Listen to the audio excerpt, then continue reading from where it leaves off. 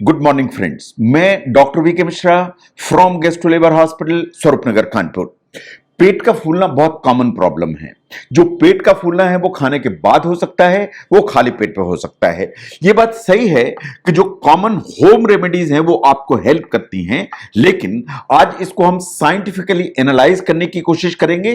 कोशिश करेंगे उन चीजों को समझने में जो लाइफस्टाइल चेंज से फर्क डालेंगी या डाइटरी चेंजेस से फर्क डालेंगी।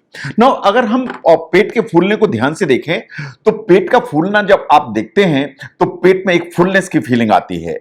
आपने खाना खाया, आपको लगेगा जैसे पेट के अंदर 5 किलो का वजन आ गया। खाना खाने के बाद आपको ऐसा लगेगा कि पेट कितना टाइट हो गया, और इस तरह की फीलिंग कभी कभी सवेरे खाली पेट पर भी आना चालू हो जाती है। एंड अगर आप ध्यान से देखें तो आपको लगेगा कि पेट कितना डिस्टेंडेड है या ब्लोटेड है, वो आप फील भी कर सकते हैं या आप देख भी सकते हैं। जो इस तरह का जो डिस्टेंशन है, साइंटिफिकली ऐसा माना जाता है कि ये गैस के चलते होता है। अगर गैस इतनी बनेगी, पेट इतना फूलेगा, तो इसके साथ 3 और सिम्टम आने की संभावना होगी। नंबर 1, आपको डकारें आ सकती हैं। नंबर 2, आपको फ्लैचुलेंस डेवलप हो सकता है। एंड कभी कभार मरोड़े देके दर्द भी आ सकता है, या सुई चुभने जैसा दर्द भी आता है। नाउ अगर हम टाइम टू टाइम देखें कि ये इस तरह की जो प्रॉब्लम है ये सभी को होती है, एंड वो अपने आप ठीक भी हो जाती है। होम रेमेडीज हेल्प करती हैं, लेकिन आज हम इसको एनालाइज करने की कोशिश करेंगे। नाउ अगर आप ध्यान से देखें कि जो भी गैस आपके पेट में होती है, उस गैस के सिर्फ 3 ही तरीके हैं जो आपको परेशान करेगी। या तो वो बर्पिंग में निकलेगी, डकारों में निकलेगी, बेल्चिंग में निकलेगी, जैसा आपको दिखाई दे रहा है। आप जो भी खाना खाते हैं उसमें एयर को स्वेलो करते हैं। जो एयर है वो आपकी स्टमक में होती है। इन over a period of time आप इसको बाहर निकालते हैं थ्रू बर्पिंग और बेल्चिंग।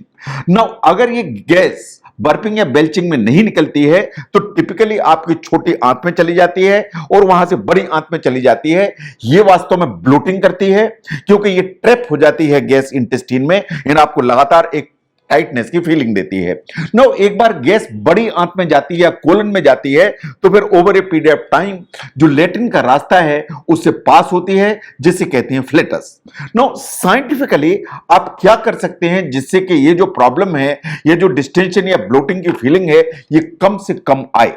नंबर 1, जो खाना है उसको धीरे खाने की आदत डालिए। जो खाना है उसको स्लो खाने की आदत डालिए। इसके चलते आपको 2 फायदे होंगे। नाउ अगर आप खाना धीरे धीरे खाते हैं तो एक तो आप चबा के खाना खाते हैं। नंबर 1, जो आपके मुंह में सलाइवा होता है, अगर आप प्रॉपर स्लोली खाना खाते हैं तो सलाइवा आपका जो खाना है उसमें मिक्स होता है। वो सलाइवा मिक्स होगा तो डाइजेशन की जो प्रोसेस है वो वास्तव में यहीं से चालू हो जाती है। बिकॉज जो सलाइवा है उसमें कुछ एंजाइम्स होते हैं, पर्टिकुलरली अमाइलेज, जो हेल्प करता है आपके जो भी फूड स्टफ हैं उनको डाइजेस्ट करने में। नाउ जब आप धीरे धीरे खाना खाते हैं तो आप अननेसेसरी एयर को स्वेलो नहीं करते हैं। जब भी आप तेज रफ्तार से खाना खाते हैं, सबसे बड़ी प्रॉब्लम है कि आप बहुत तेज खाते हैं तो उसके साथ में एयर भी पेट के अंदर चली जाती है और ये खाने की थैली में जाती है। या तो फिर डकारों में निकलेगी, या इंटेस्टाइन में जाएगी तो पेट डिस्टेंड होगा, या फिर नीचे से पास होगी। तो ये जो बैलून की फीलिंग है, इससे बचने के लिए आपको धीरे खाना खाने की जरूरत है, स्लो खाना खाने की जरूरत है। उससे आपको दोनों एडवांटेजेस होंगे। डाइजेशन में एडवांटेज मिलेगा और गैस आप स्वेलो नहीं करेंगे। नाउ सेकंड, इसके आपको जो खाना है वो रेगुलर इंटरवल्स पर जरूर खाना चाहिए, भले आप स्मॉल अमाउंट में खाएं। For a very simple reason कि आपकी जो इंटेस्टाइन है उसमें कुछ गट बैक्टीरिया होते हैं। सभी के गट इंटेस्टाइन में बैक्टीरिया होते हैं। जब आप एक रेगुलर इंटरवल पर खाना खाते चले जाते हैं तो आपका डाइजेस्टिव सिस्टम काम करता चला जाता है। इनको काम करता चला जाता है तो सिस्टम कीप्स ऑन मूविंग। अगर आप रेगुलर इंटरवल पर नहीं खाते हैं तो ये जो गट में बैक्टीरिया हैं ये एक्चुअली गैस बनाने लगते हैं। ये गैस बनाएंगे तो पेट में एक ब्लोटिंग की फीलिंग आएगी। तो ऐसा नहीं है कि आपको रेगुलर इंटरवल पर ज्यादा मात्रा का पूरा खाना खाना है। इवन आप स्मॉल अमाउंट में कुछ लेते हैं, जैसे से फॉर एग्जांपल आपने कोई फ्रूट ले लिया, आपने थोड़े से नट्स ले लिए, इवन इससे भी फर्क पड़ता है। इससे आपकी ब्लोटिंग और जो एक सोलन एब्डोमेन की फीलिंग आती है उससे रिलीफ होने में आपको मदद मिलेगी। नंबर 3, आपको फाइबरस जो फूड हैं उनको जरूर इंक्लूड करना चाहिए डाइट में। यह बहुत इंपॉर्टेंट मैटर है। जब आप फाइबर इंक्लूड करते हैं तो आपका जो डाइजेस्टिव ट्रैक्ट है वो प्रॉपर काम करती है, एक प्रॉपर पेस से काम करती है। जो फाइबर है वो आपको हेल्प करता है पर्टिकुलरली कि आपको कॉन्स्टिपेशन नहीं होने देता है, आपके स्टूल को हार्ड नहीं होने देता है एंड आपकी इंटेस्टाइन मूव करती चली जाती है। अगर ये मूव प्रॉपरली करेगी और कॉन्स्टिपेशन नहीं रहेगा तो जो ब्लोटिंग की फीलिंग आती है गैस के चलते, ये मिनिमाइज हो जाएगी। जो भी फाइबर आप कंज्यूम करते हैं ये दो तरह के होते हैं। Number one are the soluble fibres. जो सॉल्युबल फाइबर आप खाते हैं तो आपकी इंटेस्टाइन में पहुंचकर ये वास्तव में गमी जेल टाइप की बना देते हैं और ये गमी जेल जैसी जो बनती है ये वास्तव में खाने को प्रॉपर ढंग से आगे बढ़ाती है और जो लेट्रिन है उसकी मात्रा को भी बढ़ा के चलती है। तो सॉल्युबल फाइबर आपको हेल्प करते हैं, ऐसे ही आपको इनसॉल्युबल फाइबर भी हेल्प करते हैं। ये वास्तव में पानी को होल्ड करके रखते हैं, तो आपकी जो स्टूल है या जो लेट्रिन है वो रादर सॉफ्ट रहती है, बहुत हार्ड नहीं होने पाती। तो फाइबर जरूर चाहिए, फाइबर में सॉल्युबल फाइबर चाहिए और इनसॉल्युबल फाइबर चाहिए, दोनों फाइबर चाहिए सो दैट जो ब्लोटिंग की फीलिंग है वो नीचे की तरफ रहे। Now look at the overeating. जो ओवर ईटिंग पर्टिकुलरली ओबेसिटी के साथ में is a very common problem. अगर आप ओवर ईटिंग करते हैं इसका मतलब यह है कि आप जल्दी जल्दी खाएंगे भी। अगर आप बहुत स्पीड से खाते हैं तो वास्तव में आप जज नहीं कर पाते हैं कि आपने ओवर ईट कर लिया।